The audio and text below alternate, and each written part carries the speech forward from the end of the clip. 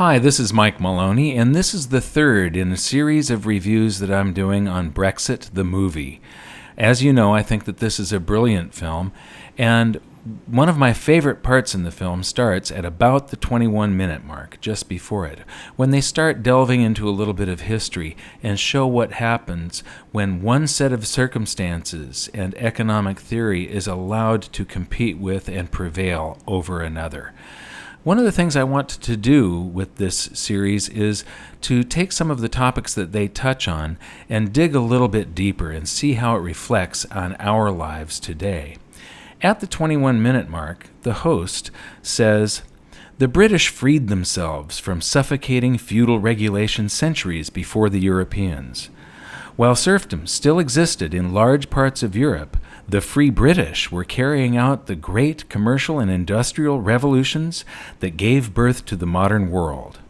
In the 19th century, unregulated Great Britain was the pioneer of global free trade, workshop of the world, dominating the world economy like a leviathan. Even on the eve of the First World War, Britain was building about 60% of the world's commercial ships and owned almost half the world's cargo-carrying, ocean-going steamers. But the First World War would change everything." Now, one of the things he didn't cover here is the Industrial Revolution, with all of the inventions and advancements in technology, really gained most of the advancement happened in the latter half of the 19th century, what's called the Victorian era, when Queen Victoria reigned, and that was from 1837 to 1901. But it kept on, the momentum that it had kept on going, culminating about, Great Britain sort of hit an iceberg about the same time that the Titanic hit an iceberg. The Titanic sank April 15th, 1912. And I want to show you something here that is a perfect example of how Britain was dominating the world at the time. I did a Google search of the world's greatest passenger ships, the world's grandest luxury liners, and what came back that's sort of applicable was the world's largest passenger ships. This is the only thing that shows the point that I'm trying to make here. They've got a timeline, and each time they show a ship here, this is a record-setting, the largest ship in the world. They've got some ancient ships and early modern, but then they get to the 19th century, and the Victorian era is in here, all the way to the end of the 19th century.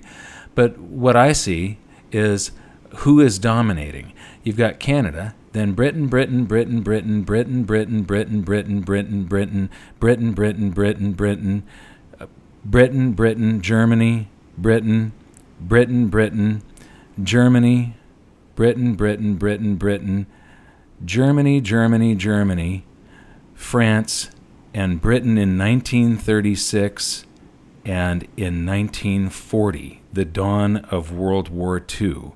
And then from then on, there's no more of the world's biggest ships that are built in England. That's it. It ended with World War II. Now, I'm going to take a little detour here because there's an absence here of one of the world's great ships, and you'll notice that the only time United States is mentioned here is the city of New York in 1888, and that's because Great Britain built it. A U.S. company bought it, and it's called the City of New York, but we didn't actually build it. However, one of the greatest ships ever built was built in the United States. In fact, it's called the SS United States. This is the fastest luxury liner ever created. It was launched in 1952. It's the only luxury liner made mostly of aluminum. It had 4 turbine engines that produced close to 250,000 horsepower combined, and that gave it the highest power-to-weight ratio of any ship ever made. It is the fastest ship ever made. If you take a look at the speed records, it still holds the speed records for crossing the Atlantic today with an average speed of 35.6 knots, which equals 41 miles per hour. Now, 41 miles per hour doesn't sound that fast, but stick your head out of a car window sometime at 40 miles an hour and see what happens. Or better yet, let your dog do it for you and just laugh as you see your dog's ears, lips, and even eyelids flapping in the wind. It is really fast. So one of the greatest luxury liners ever created was created in the United States. We should be proud of it, but what's happening is it's becoming a rusting hulk. It's sitting in Philadelphia in some dock, and it has been on death's doorstep for quite a few decades now, with scrappers offering to buy it, and a society called Save the United States trying to maintain it and arrange its sale. And there is an offer right now. It may be returned to service one day. I hope it is. But getting back to the British Empire and the Titanic, there are a couple of factors here. It wasn't just the imposing of regulation after World War I that brought down the British Empire. There's a story that I have been telling for quite a few years now about the world monetary system changing every so often. Now, before World War I, during the Victorian years, when Great Britain really made its big advances, the Bank of England was the clearinghouse and the central hub of the international gold standard. There were pallets of gold in the basement of the Bank of England, and if Germany owed France, then somebody could just go over to Germany's pallet, pick up a bar of gold, stick it on France's pallet, make a book entry, and the bill was paid. This is sort of how the classical gold standard worked. Also, countries around the planet backed their currency with gold in the vaults. So let's see the rise and fall of the British Empire here and how it coincides with not just the Industrial Revolution and free markets, but also the world monetary system being dominated by Great Britain. This is 1492. Then we've got some colonization going on, and by 1660, Great Britain is starting to spread over the world. 1754, 1882, and now we're about to get into the Victorian age, and you're going to see some huge advancements happening here. 1885, 1914, so this is a decade, a little more than a decade after Queen Victoria died, and it's about to reach its zenith here, and it reaches its zenith at the end of World War I, 1919. Now, there's been a shift, not just in more regulation after World War I and the government trying to control the British Empire's economy, but also in the world monetary system. What has happened here is the classical gold standard has disintegrated during World War I and was no longer working very well. And because all of the combatants in Europe lit up their printing presses and expanded their currency supplies far beyond the amount of gold that they actually had, and also because the U.S. had loaned them U.S. dollars, and when they bought goods and services from the U.S., their gold flowed out of Europe into the U.S. And so after the war, they cobbled together something called the Gold Exchange Standard, this intra-war gold standard that was very poorly designed. And what happened is instead of Great Britain being the hub of the gold standard, now it was Great Britain sharing it with the United States. And instead of all the other countries backing their currency with just gold, they were now backing their currency with gold, British pounds, U.S. dollars, British consols, which is like a bond, it's a debt instrument, or U.S. Treasury bonds. So they were backing their currencies with a combination of gold, receipts for gold that were claim checks on gold, the currency, or debt. So it's a bizarre combination. It was poorly designed. It ended up falling apart after a while. But what you see here is this is the turning point for Great Britain, and the British Empire starts to wane. 1938, it had shrunk dramatically. 1945, it gained just a little bit of territory during World War II, but then after World War II, you've got very heavy regulation. The Bank of England is no longer a clearinghouse for the gold standard. We are now on the Bretton Woods system, where it's the Federal Reserve that is the clearinghouse for the Bretton Woods system gold standard. And which was also very poorly designed, by the way. But this is where the United States really becomes a world superpower, and where Great Britain fades into history with regards to it being a superpower. 1959, 1974, and the year 2007, and basically it's restricted to just England, Scotland, Northern Ireland, and a few islands in the Atlantic is all that's left of the great British Empire. And after the host of Brexit sort of wraps up his presentation on the Industrial Revolution in the British Empire, he looks across the channel toward Germany and something called the German Economic Miracle. And it was led by this man, Ludwig Erhard. The economic miracle that Ludwig Erhard created was all done by getting rid of all trade barriers, tariffs, and regulation, and letting business do business's business instead of the government poking its big fat nose in business's business. And Germany's prosperity exploded. I was a witness to this. I went to Germany, I believe, back in 1980. And I was there as a representative for the automotive performance industry with the SEMA show, the Specialty Equipment Manufacturers Association. And we got to tour the plants of Volkswagen, Mercedes, BMW, and Porsche. And I'll tell you, it was very, very impressive what I saw. And it was also interesting going around Germany and seeing all of the buildings that had been built in the 50s and 60s, and then these little tiny sections of towns that didn't get completely bombed out during World War II, where you had these very old buildings from the 17 and 1800s and the early 1900s.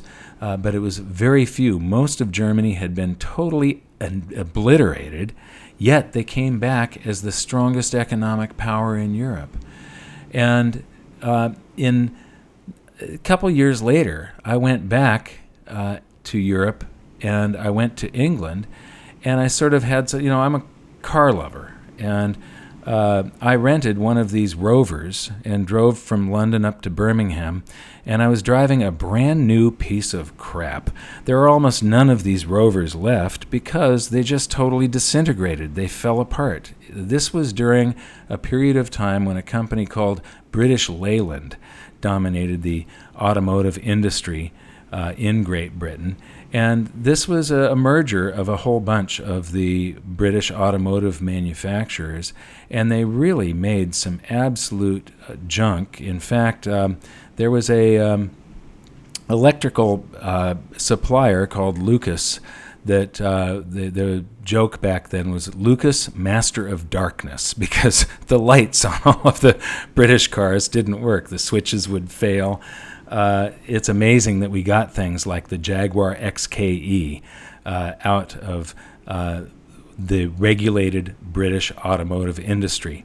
But what happened here is that it went into the main group of British automotive companies went into bankruptcy in 2006, bringing mass car production by British-owned manufacturers to an end. So here you have the greatest economic power in the world before World War I, when they had free markets, and one of the greatest producers of automobiles in the world that now produces no automobiles. And when you look at who owns all of the British auto marques, BMW owns Rolls-Royce, Volkswagen owns Bentley, Tata, this is an Indian company. Tata owns Jaguar and Land Rover. So Jaguar and Land Rover are actually Indian cars. And speaking of Tata, I want to take another little side detour because I need to make a point here. Tata makes the world's least expensive car. This is the Tata Nano, and it sells for around $2,300 in the United States. Now, the cheapest car that you can actually buy in the United States, the Tata, is illegal. You could bring one in, but you could not register it and drive it on the road, and they are not sold in the United States. The cheapest car sold here is the Nissan Versa at about $12,000. So you can buy 5.5 of these cars for the same price as the Nissan Versa. And what this is regulators in the United States trying to protect us because this doesn't pass the safety crash standards. However, what happens when somebody can't afford the $12,000 for a Nissan Versa? Well, my guess is that they probably buy a motorcycle or a motor scooter. A lot of them do, or they ride a bicycle. And if you look at how many people die in motorcycle-related accidents, it's less than 1% of all the miles driven, but they make up 15% of the traffic deaths. And that's somewhere between 4,000 and 5,000 people per year, 15% of all traffic deaths. In fact, if you're driving a motorcycle, you are 26 times more likely to die. Now, a whole lot of people drive motorcycles or motor scooters, as I said, because they can't afford the $12,000 car. How many of them would still be alive today if they could have driven a Tata Nano or one of the other of the myriad of cars that are sold around the world that go for less than $12,000? These regulators actually kill us. And in the movie, they get to the portion of regulation, and I need to read you a couple of quotes here first. So these come from the movie, and the main host of the film says, "Inevitably, this burgeoning bureaucratic machine reflected the values of the university people who ran it and who benefited from its generous funding." And then there's some different people that are being interviewed, and they've got some great quotes here. One of them says, "Staying in the EU is the right kind of thing to do because it's what civilized, sophisticated people do. If you believe in the EU, you believe in the arts and art funding." And another one says, "I think there is a mindset amongst the cultural and political elite that their role on the planet is to direct the lives of the rest of us." And another one says, "They think that things should be ordered from above and that they should be the ones doing the ordering." And someone else comments, "There is a tremendous snobbery built into the whole project. The idea that you are part of the elite which should decide how the little people live their lives." And then yet another person says, "These people up here, the intellectuals, are looking down on the plebs and saying, 'You aren't bright enough to decide the future of your country.'" And then one that I really like, "The bureaucratic class can find no area of human life that they don't want to write a rule book about. What kind of vacuum cleaner you've got, where you get your hair cut, what kind of size your shoes are. And those rule books just stack up, one on top of the other, such that no reasonable human being could possibly have an understanding of what rules they need to obey." And regarding the regulation, the host goes on to say, "But it's much worse than infuriating if you're thinking of starting a new business. It's like entering a legal minefield." And then one of the commentators says, "Regulation is the enemy of competition, and competition is the engine of growth." And my favorite quote of the whole movie is when one of the commentators says, "Far from hitching our wagon to a dynamic economic locomotive, we've shackled ourselves to a corpse." Now, in this episode, they show the regulated man, and they show how many regulations there are on all of these various products, and it's just totally absurd. Milk has 12,653 regulations governing it. That means that if you are in Europe and you are in the dairy industry, you are a criminal. They have made you a criminal because there are so many regulations that you can't possibly obey them all. In fact, my guess is with 12,653 regulations that many of these conflict with each other, and complying with one regulation causes you to violate another. It would probably take an entire college 10 years of work to figure out whether any of these conflict with each other or not. My point here is that overregulation and all of these people that think they should be regulating society, that they are actually dangerous and it can be lethal, that they can actually cause your death with their regulations. And that freedom should prevail. Freedom creates prosperity. Regulation and lack of freedom chokes productivity and prosperity. And you can see this with the reports that are generated from several different economic think tanks. The Human Development Index is a new one that I've come across recently, and it's based on life expectancy, education, and income per capita. And then they rank these countries on those particular statistics, and there's a method to their madness here. There's an actual formula, mathematical formula, and when they put it into a spreadsheet and they hit sort, an amazing thing happens. The most prosperous countries go up to the top, and the less prosperous countries fall toward the bottom. Now, if you notice, there's less than 50 countries in this list. Now, this is Human Development Index.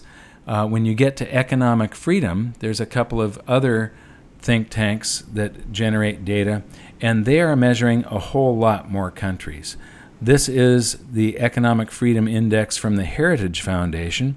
I usually don't present this simply because when you quote the Heritage Foundation, a lot of people will just dismiss it and they will say, oh, well, that's just a conservative think tank. So I usually use the Fraser Institute, which is a moderate think tank up in Canada, and they come to the exact same conclusions because this is just taking data sets and putting them into a spreadsheet and hitting sort.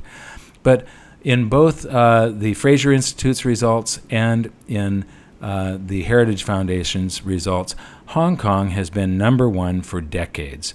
And what you see here is that when they sort this data into groups, what they discover is that the people at the top of this list live 20 years longer than the people at the bottom. They live in cleaner environments. They're happier.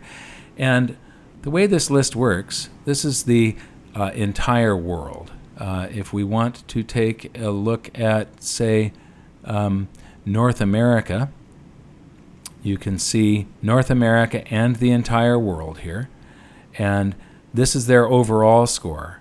Business freedom, trade freedom, fiscal freedom, government spending. The lowest government spending tends to create the most prosperity, not the greatest government spending. Monetary spending, investment freedom. The greatest amount of freedom also creates the greatest amount of prosperity. Financial freedom, property rights are incredibly important. And this is an area, as you can see, that's declining, and that is bad news. Property rights have to be respected and defended. Freedom from corruption, this is extremely important also. And labor freedom, and this isn't, they're not necessarily talking about the rights of the workers here, but also the rights of the business. Is the business free to be able to hire and fire employees? If an employee isn't doing a good job, does the business have to keep that employee on at a loss or not? And labor freedom. You can also look at this on an interactive heat map. And I find the different ways of looking at this data just wonderful. So here's the entire world. And if we scroll down, you can click on these different, business freedom. You see the United States is fairly high. Australia, New Zealand is the different color scales here. The higher it measures, the greener it is, and the lower it measures, the redder. And when you go through these things, it pretty much corresponds to how successful a country is, how the levels of poverty or wealth, and how long people live, how healthy they are, how happy they are. And so I think everybody should take a look at this. I really like the Fraser Institute's Freedom of the World report, Economic Freedom of the World. This is the most recent report, and if you scroll down a few pages here, you'll see their methodology broken down. It's the size of government, the legal system and property rights, sound money, freedom to trade internationally, and regulation of the credit markets, the labor markets, but mostly business regulations. Over-regulating small business just crushes prosperity. And then down a little lower here on page 8, you have the results, and you see Hong Kong has been on the top here since the 1960s. Singapore is now number 2. Just at the beginning of this century, the United States was number 2. But then we passed things like the Patriot Act, and we became more protectionist, and we have fallen all the way to 16, and this is a very, very bad trend because it's a predictor of our future prosperity. It's a predictor of our future freedom. It's a predictor of our future lifespans. And so it's very, very important to stop and to reverse this trend. But what you see here is in this blue area, the top quarter of this data, these countries are the same countries that ended up in the list of Human Development Index. And these people live 20 years longer than these people. And like I said, they're happier. They live in cleaner environments. They don't have child labor problems. The list just goes on and on and on. So I urge everybody to take a look at this. It's basically the concept of liberty. The maximum freedom creates the maximum prosperity. And when government tries to overregulate, they not only stifle prosperity, but they also kill us. If it shortens our lives by 20 years to overregulate, are they committing murder? If you got anything from this video, please like it and share it. Thank you very much.